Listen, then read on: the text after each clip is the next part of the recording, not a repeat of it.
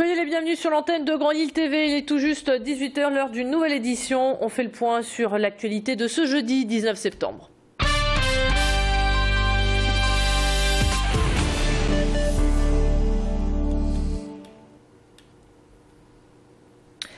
À la une de l'actualité, l'université d'été d'Alzheimer qui se déroule au Zénith de Lille. Cette troisième édition a comme thème le diagnostic et le désir de connaître l'existence et l'état d'avancement de la maladie.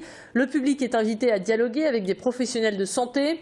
Selon un sondage, vous êtes 90% à vouloir connaître le risque de développer un jour cette maladie si un test vous était proposé. Diagnostiquer, anticiper, mais aussi assurer un accompagnement sont les grandes lignes de ce rendez-vous. Malheureusement, aujourd'hui, aucun traitement n'a encore été trouvé pour en venir à bout. Alors, certaines personnes sont malheureusement plus exposées à cette maladie que d'autres.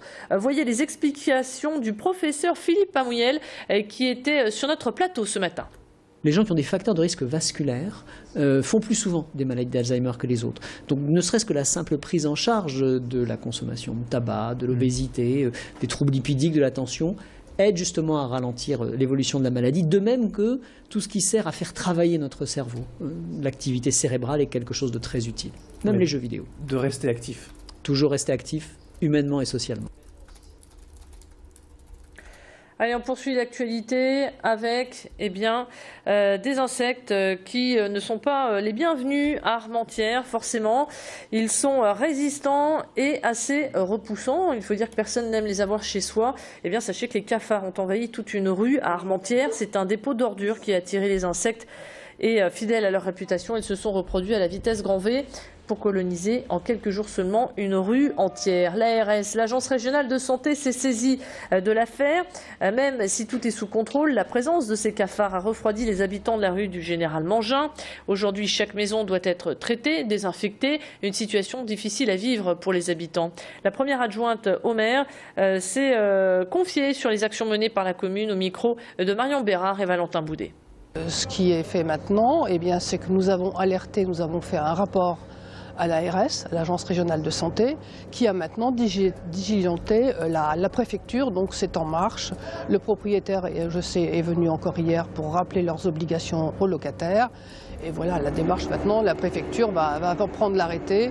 Je pense qu'il est à la signature. Et puis ce qu'ils vont faire, la préfecture va venir vider, désinfecter. Voilà. Connaissant le quartier, en fait, on rencontre les habitants qui viennent nous dire voilà, qu'est-ce que la mairie peut faire. La mairie a fait le maximum. Après, c'est un lieu privé. On ne peut pas intervenir dans un lieu privé, hélas. Depuis la réforme des rythmes scolaires, certaines associations ont le vent en poupe, mais seulement 20% des écoles ont accepté de passer à 4 jours et demi. L'objectif est de présenter aux élèves des activités sportives, culturelles ou manuelles. Depuis la rentrée, les élèves de l'école primaire Condorcet du quartier de l'Épeule à Roubaix participent aux ateliers de l'école dans la rue La Danse. L'objectif n'est pas de faire de ces enfants des grands danseurs, mais de les sensibiliser à cette activité dans l'espoir qu'ils s'inscrivent un jour d'eux-mêmes dans une association. Et l'idée a l'air de plaire à tous ces jeunes. Je vous propose d'écouter quelques-unes de leurs réactions au micro de Macha Grunessen. On peut bouger et j'aime bien. Il y a de la musique et tout et on peut se dépenser dessus. Qu'est-ce qui change par rapport à l'année dernière? L'année dernière, on rentrait chez nous, on faisait rien de spécial. Mais là, il est bien parce qu'on termine à 5 h et ça nous permet de bien bouger. On peut se dépenser et en plus on peut progresser en danse. J'aime bien danser, j'aime bien bouger. Ça me permet de progresser. Est-ce que tu faisais une activité l'année dernière? Non. On poursuit l'actualité cette fois-ci avec de la musique puisque le Grand Mix de Tourcoing fait sa rentrée. Une programmation riche et variée vous attend avec la découverte de nouveaux talents comme les Tourquenois Offender, mais aussi des artistes venant des États-Unis ou du Canada. Attention, certains concerts affichent déjà complets comme les Girls in Hawaii. Et pour la première fois, le Grand Mix accueillera le Festival des Arts Rock. Pour nous en parler, nous avons reçu tout à l'heure sur notre plateau Julien Guillaume, le programmateur du Grand Mix.